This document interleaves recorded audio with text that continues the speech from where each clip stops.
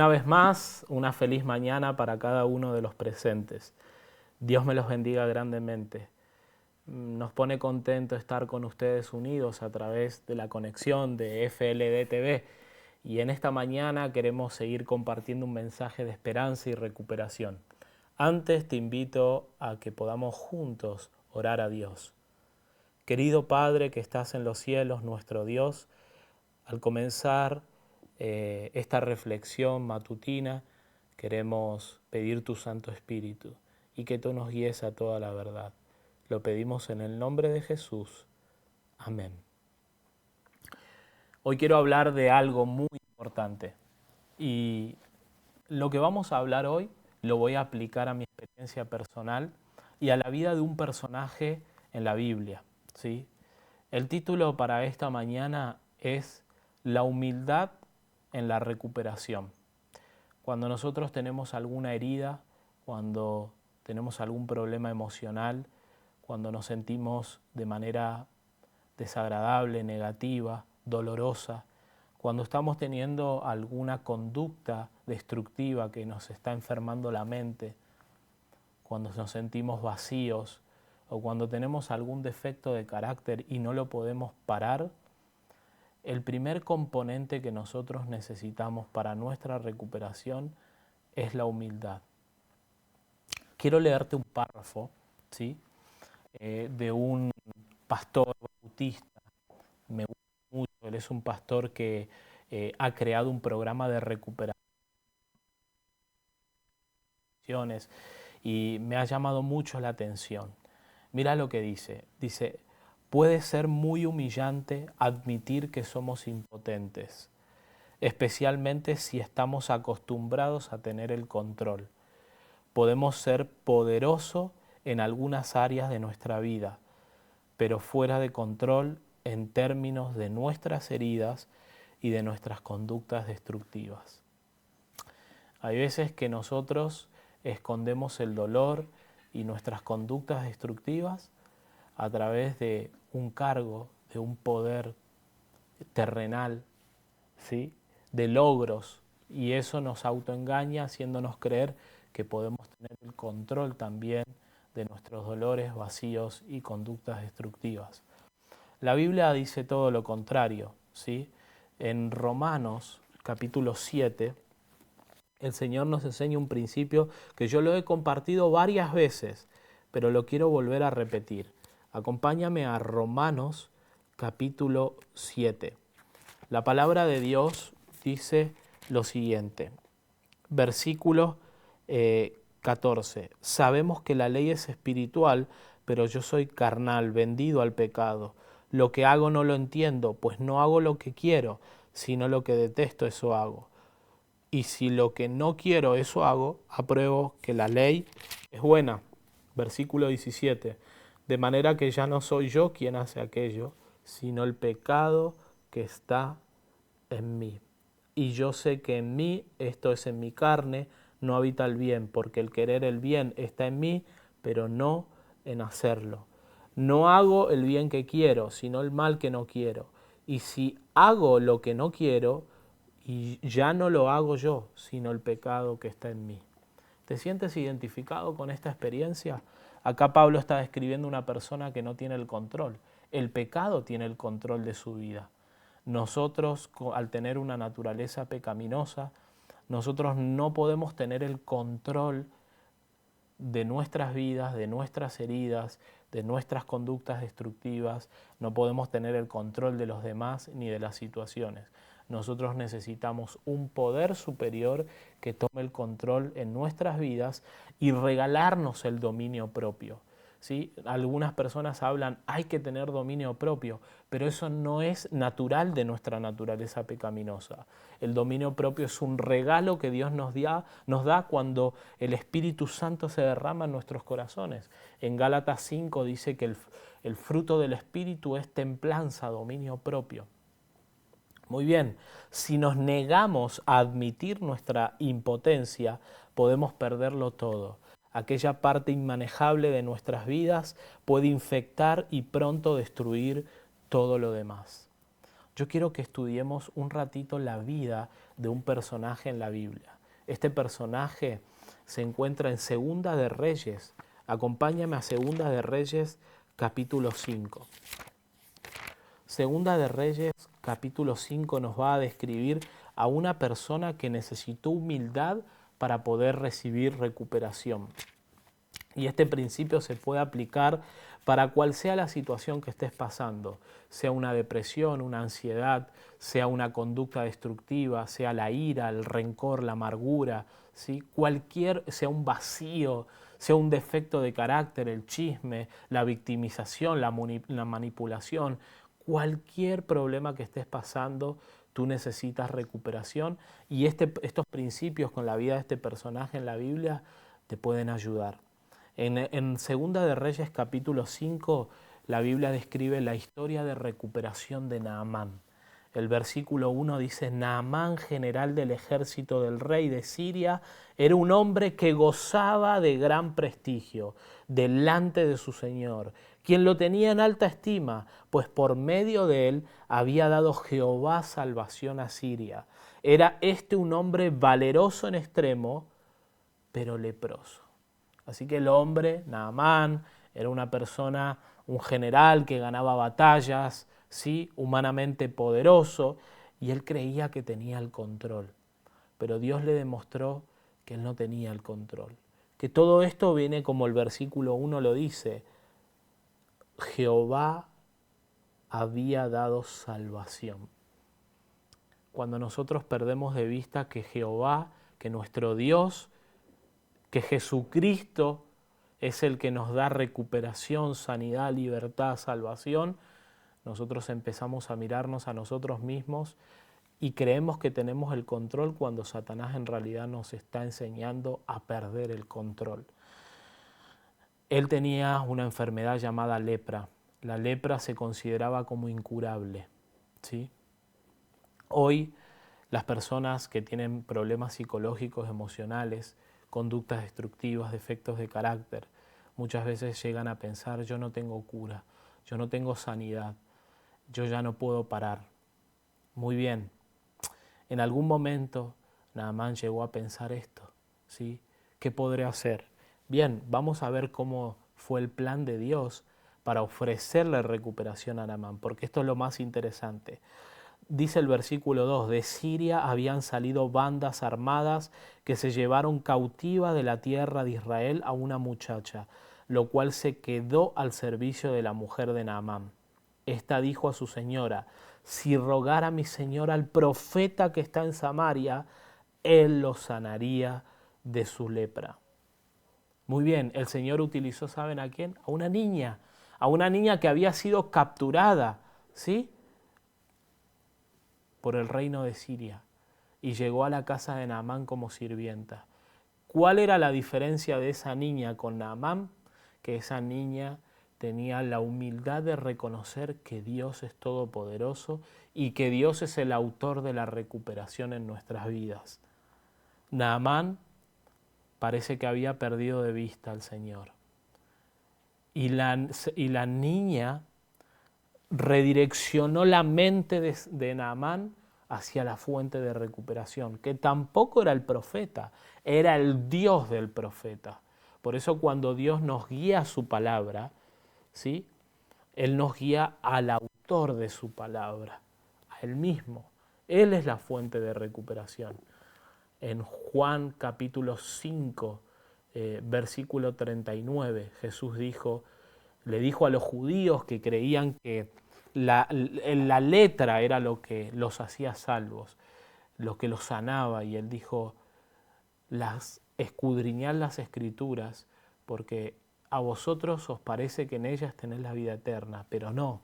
Lo que ellas hacen es dar testimonio de mí que soy la vida eterna, testimonio de mí que soy la recuperación. El Señor guió a Naamán de una señorita, de una niña, hacia el profeta, y del profeta hacia Dios. Esto es interesante porque en la recuperación muchas veces Dios no nos va a guiar directamente a Él.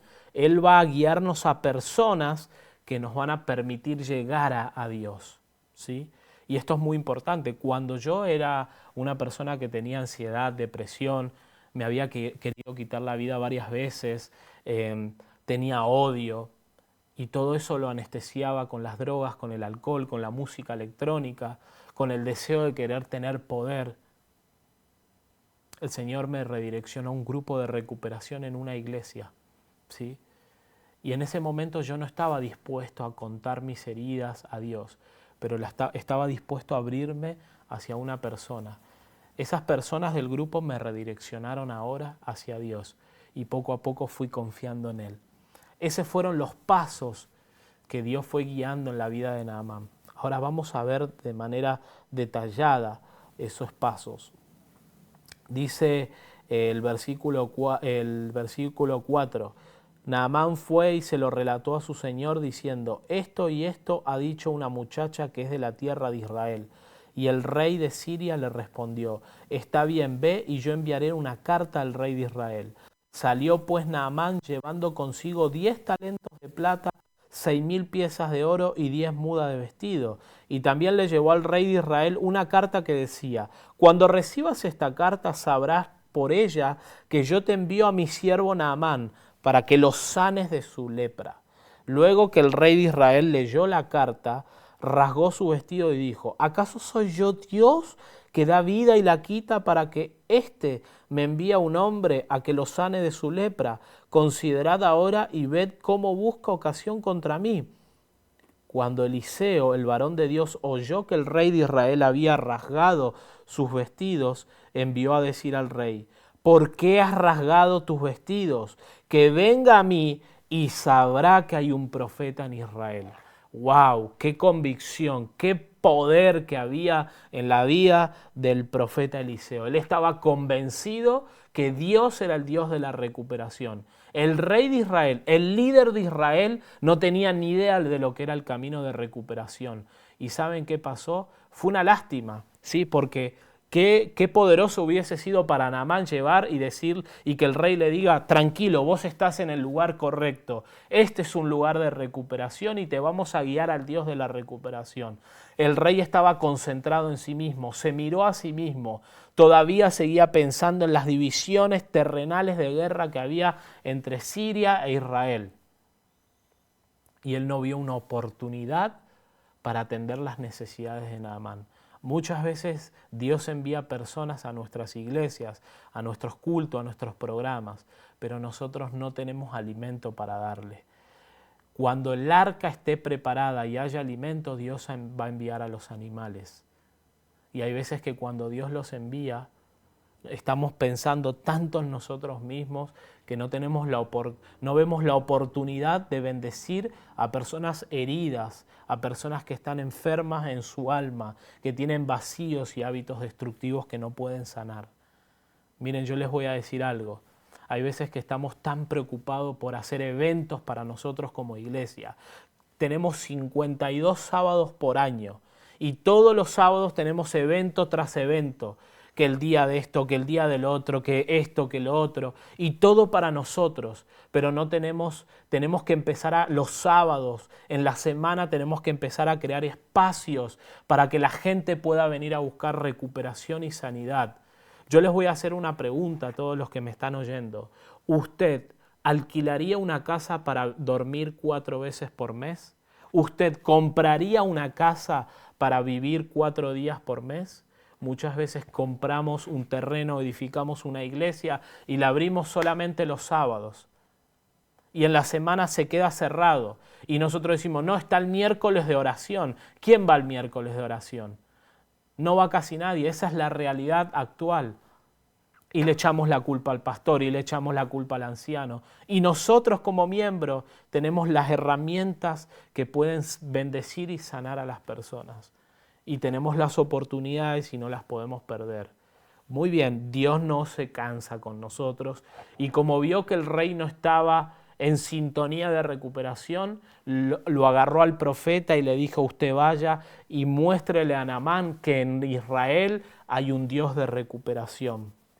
Versículo 9, llegó Naamán con sus caballos y su carro y se paró a la puerta de la casa de Eliseo. Entonces Eliseo le envió un mensajero a decirle, ve y levántate 7 veces en el Jordán, tu carne se restaurará y serás limpio. O sea, esa es la convicción. El profeta le estaba diciendo, usted va a ser limpio, usted va a tener sanidad.